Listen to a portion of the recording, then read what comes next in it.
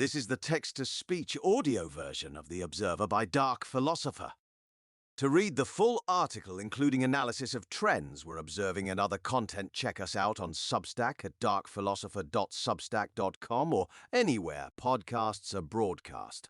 Article title: Trends: The Impossibilities of Nuclear War.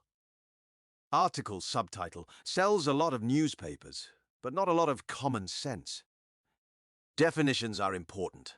To start, the three immediate versions of nuclear war can be defined as: Version number 1, limited engagement, defined as regional strikes with low yield, including nuclear material-tipped armaments or bullets, dirty bombs, and long-range nuclear-powered missiles. Generally regarded as partial or small payload, with primarily military targets and limited targeting of civilians. Version number 2, nuclear war, the exchange of nuclear weapons in regional conflict. The primary source of damage is nuclear explosion resulting in radioactive fallout, full payload. Civilian populations as primary targets versus battlefield or military. Popular historical examples being Hiroshima, Nagasaki in 1945. Version number 3, World War III nuclear weapons, Armageddon for the world. Categorized as massive exchange of high-payload weapons, especially against high-population civilian targets. Beyond the immediate range of explosion and radioactive blast radius, nuclear fallout will drift with the winds into neighboring regions, countries, and waterways, impacting the entire world population. Regions of direct impact and downwind of fallout regarded as uninhabitable. If you take anything away from this article, the only thing you need to understand is this: nuclear war is bad for business, period. It's bad for the bureaucracy, it's bad for the media, and it's bad for the military-industrial complex. It's bad for capitalism. It is bad for everyone. No one wants nuclear war, not even Hezbollah, who reportedly uses the mushroom cloud image as a symbol of their resistance. Whereas many powerful people in our world do want a Cold War, a call back to the days when children were instructed to hide under desks during bomb drills. They want fear to drive viewership. Fundamentally, they want more money. Fear is profitable. The deeper the fear, the deeper the pocket stretches, searching for the last bits of loose change. The MSM's recent abysmal attempt at journalism, jumping onto the Poland missile strike that killed 2 civilians and immediately drawing unfounded assumptions of Russian involvement, was beyond annoying but not off-brand. My first thought was, bullshit? Poland? My second thought was, there goes the news cycle this week. As a free subscriber to Common Sense by Bari Weiss, former New York Times writer, it was with some dismay that my inbox had her recent guest article regarding a book written about this topic titled, and I quote, 2034, a novel of the next world war. A novel, indeed. Not only is a global world war not coming in 2034 or 2030 or even 2028, the probability of all-out war with callbacks to the Great War, 1914 to 1918, or even World War II, 1939 to 1945, is also highly improbable in the near future. Admittedly, I haven't read the book.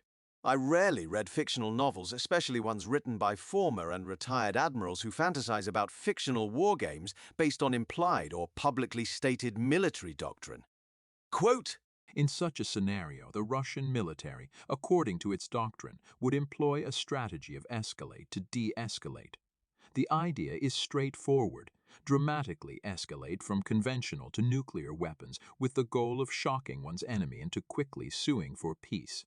It is a philosophy of warfare that differs fundamentally from our own, and that's designed for a nation, like Russia, with a nuclear capability that far exceeds that of its conventional forces. End quote. Examples of U.S. shock and awe: Hiroshima and Nagasaki, 1945, Operation Rolling Thunder, 1965, Operation Desert Storm, 1990, assassination of Qasem Soleimani, 2020, etc., etc. This is a hilarious, biased take from a retired admiral and cohort. Lost military failures after 20 years in the Middle East. What about Vietnam?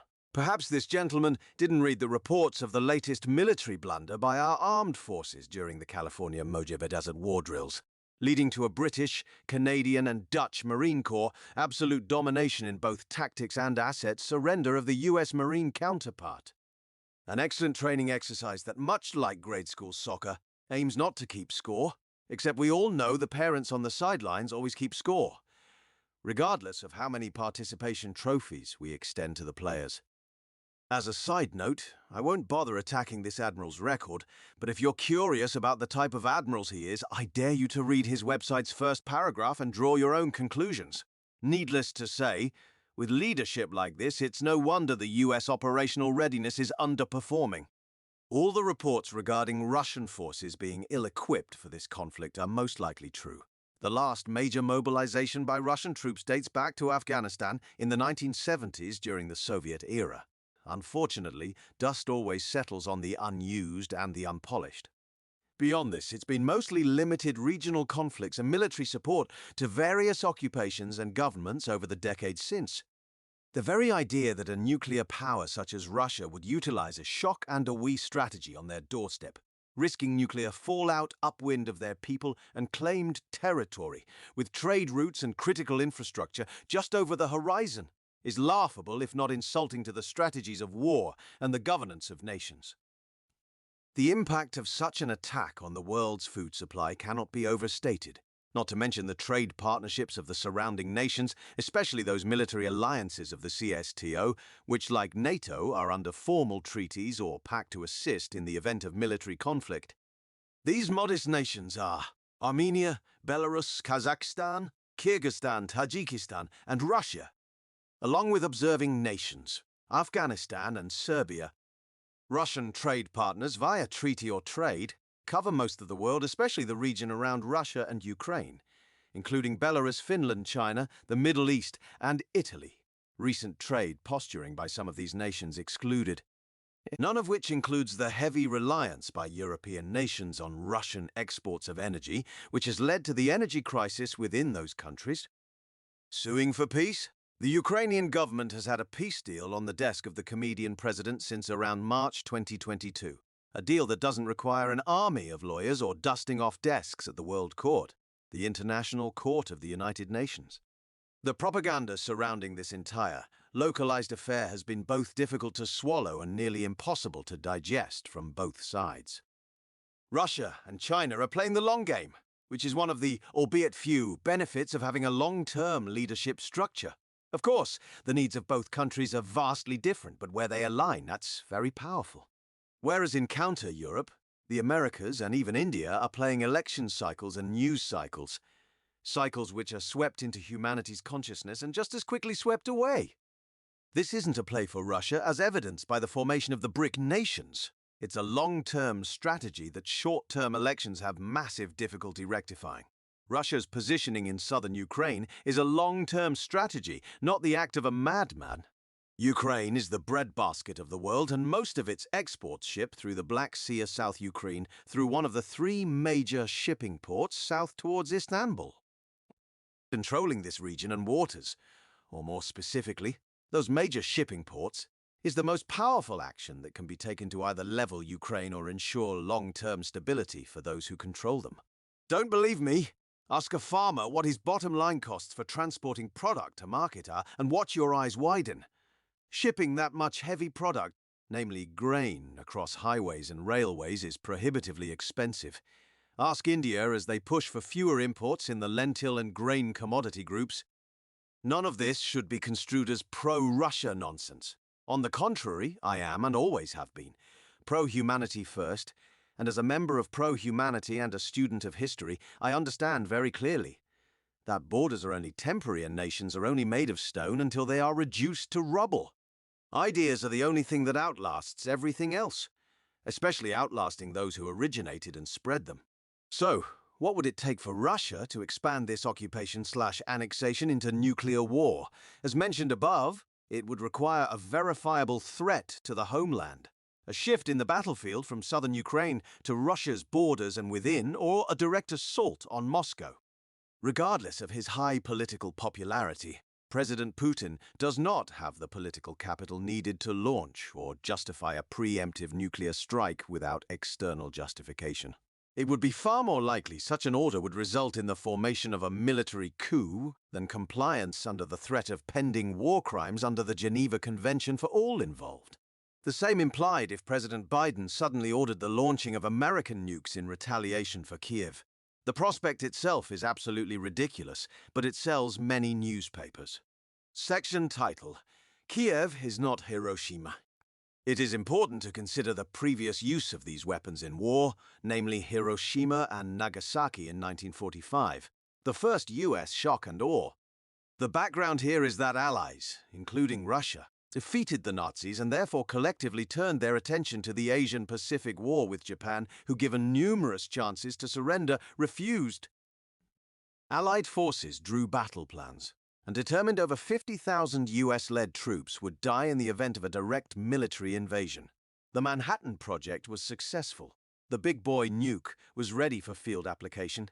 The US military sought British and Canadian consort before launching the nuclear offensive and filed with Japan the Potsdam Declaration. It was determined the loss of life would be far less in utilizing a nuclear device to force surrender. Japan ignored the declaration, assuming it was just another in a series of previous threats. Of important note after the dropping of the Fat Boy and a few days later, Little Man atomic bombs on Japan. US forces were already in preparation for another 3 to 9 atomic strikes against the country over the coming months.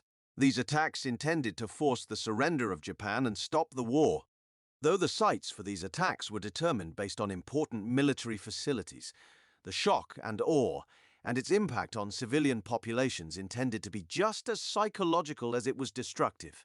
Before dropping these warheads, leaflets were dropped over various cities in Japan, warning citizens of coming airstrikes against major cities. In addition, numerous previously successful bombing raids had been performed, and Japan was a declared enemy of the Allied forces. None of these elements are at play in Kyiv. Bombing Kyiv doesn't hurt NATO. Russia could obliterate the entire country of Ukraine off the map, and NATO nations wouldn't even notice, outside of any resources held in the territory or pipeline crossings passing through it currently. There is no shock and awe in nuking Ukraine. Russia is fully capable of leveling the country and nearly has with non-nuclear armaments. It's a regional conflict that has rapidly escalated because the aggressor, for various reasons, is Russia. Ukraine has refused to join the CSTO or any other defense board devised by Russia for regional interests. Their constant begging to join NATO is, in and of itself, a direct threat to Russian interests and borders. Let's be honest. If Belarus or Serbia had declared war against Ukraine with no discernible ties to Russian interests, 95% of the Western world wouldn't even know it was happening or care. This entire global affair has nothing to do with nuclear war or feeding the poor, and everything to do with selling newspapers and ads, defending unscrupulous and illegal, might I add, American-led scientific programs in the country and an assortment of other illegal activities which will come to light over the decades to come, assuming the records and evidence aren't preemptively destroyed in the process. Furthermore, as per Protocol I, Article 35 of the Geneva Convention, the use of full-payload nuclear armaments is illegal and considered a war crime. As quoted, Article 35, Basic Rules. Section 1. In any armed conflict, the right of the parties to the conflict to choose methods or means of warfare is not unlimited. Section 2. It is prohibited to employ weapons, projectiles, and material and methods of warfare of a nature to cause superfluous injury or unnecessary suffering. Section 3. It is prohibited to employ methods or means of warfare which are intended, or may be expected to cause widespread, long-term, and severe damage to the natural environment. Therefore, if Russia intends or ever enacted to launch a full-payload nuclear device inside Ukraine for any reason that wasn't otherwise in justified defense, their entire government and military command can and will be held to account in international courts. Any recent withdrawal of Russian support for these pacts is about as relevant as Nazis claiming they don't recognize the legitimacy of The Hague during their own war crime trials. Russia knows this, the USA knows this, NATO knows this. Ukraine knows this.